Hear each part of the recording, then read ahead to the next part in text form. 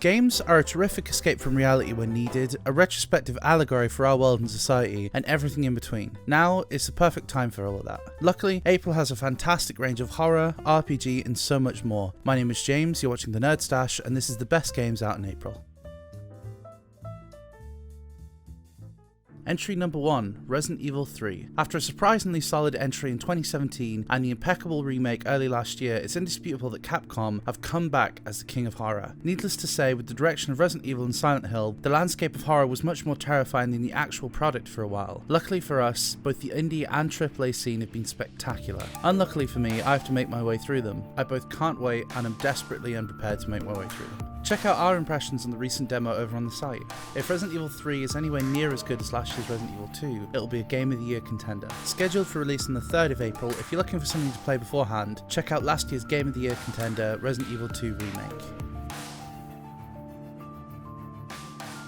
Number 2, HyperParasite. From one parasite to another comes HyperParasite, a roguelike twin-stick indie game. Unlike Resi, you are the bad guy this time around. The central gameplay loop is based on body-snatching humans in order to slowly move up the food chain. You then use the privileges that body gives you to possess even tougher and more prioritized people in the aims of possessing the president, pushing the red button, and one-upping the human race. This is a wonderful way of turning our preconceived ideas of narrative on its head, making the good guys non-existent and the bad guys, you? It's an interesting idea that brings me back to playing Destroy All Humans back in 2005, or watching the trailer for Carry On last year. Out on April 3rd, make sure to check out Destroy All Humans and Stubbs a Zombie, a few classic titles.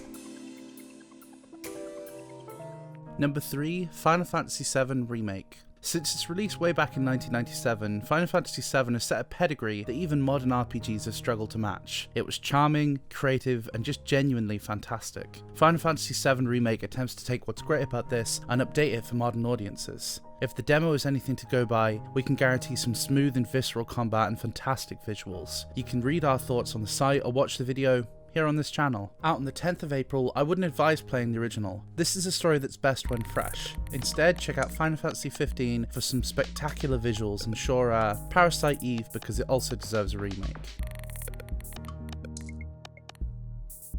Number 4, Someday You'll Return. With Kojima Productions shutting down the speculation for Silent Hill, it seems to be in an even worse state than we imagined. Luckily, this is where Someday You'll Return comes in. It wears its influences on its sleeve, and the main influence this time around is Silent Hill. Someday You'll Return is a narrative-focused, psychological horror game about a search for your missing daughter deep in the woods you swore you'd never return to. Between this and Resident Evil 3, you can't get enough horror. Out on the 14th of April, check out the entire Silent Hill franchise as it's, mostly incredible.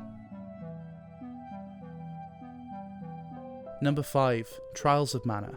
Going from one classic RPG remake to another is Trials of Mana. This 3D remake of the original way back in 1995 is something I'm very excited about. Although it may be a little strange starting on the 3rd title in the Mana series, it's guaranteed to be worth your time. It aims to tweak some aspects and add content, but promises to stay faithful overall to the original. In Trials of Mana, you control 3 of 6 protagonists, each with their own narrative and reason for being there. Prepare for lots of charm and even more character. Out on April 24th, make sure to check out the Secret of Mana remake from 2017, as it's great. Number 6, Predator Hunting Grounds. Maybe in this time of uncertainty and isolation, you, like us, are looking for something more social. Hopefully, Predator Hunting Grounds can scratch this itch. It's a multiplayer, asymmetric shooter set in the Predator franchise. This will be the first Predator game in over a decade, and frankly, I'm surprised a game like this in the Predator universe hasn't existed before. The great but ultimately disappointing Evolve seems like a great thing to take inspiration from for a game like this, and hopefully this can prove why. Out on April 24th, check out Evolve and Dead by Daylight, both of which can be picked up for very cheap. Number 7, Deliver Us the Moon. April is shaping up to be a terribly good month for horror.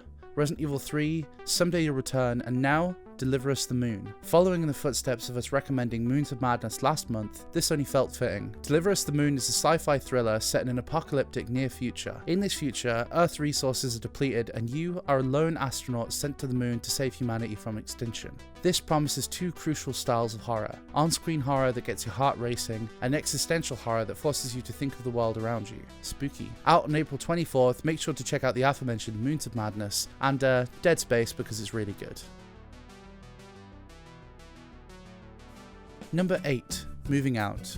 Team 17 have somehow cemented themselves as a developer with a talent for making conceptually simple but hard to master games for all the family to play. Just look at the last two Overcooked titles and the classic Worms for an example of this. Moving Out seems to be no exception. In Moving Out, you become a certified removals master, responsible for, moving out? It seems to be a wacky, self-aware puzzle title with a focus on cooperative playing and moving out. Out on April 28th, make sure to check out Overcooked and Worms, preferably with a few friends or family. Number 9, Sakura Wars. We've had 2 long-awaited remakes on this list, why not a long-awaited reboot? Sakura Wars is the 6th mainline entry in the franchise, and a soft reboot of the entire series. Sakura Wars is an interesting crossover between a dating sim, an RPG, and a visual novel. It hopes to be a great inclusion for new fans to the series, but faithful enough to bring in the core fanbase. Time will only tell how successful this is. Out on April 28th, make sure to check out Valkyria Chronicles and the Persona series for some truly great PlayStation titles. Number 10, Minecraft Dungeons. When I think Minecraft, I certainly don't think dungeon crawl and action RPG, but that is exactly what Minecraft Dungeons offers. This is kind of fascinating. Invoking Diablo as their influence instantly appealed to me, and if it's a fraction as good as that sounds, we can guarantee a fun game for the entire family. It doesn't offer crafting or building and doesn't have a set class system. This suggests it will be fairly simplistic for what it seems to be offering. This is by no means a bad thing. Out on April 30th, check out Diablo 3 and Minecraft to give the broadest range of recommendations in this entire list. And that's the list. There are so many different styles of game and narrative here. April has managed to shape up to be a surprisingly strong list for horror and RPGs. Don't let that go to waste. Make sure to try out even something outside of your comfort range. Expect news, reviews and opinions on them right here on the Nerd Stash over the next month. Stay safe and enjoy.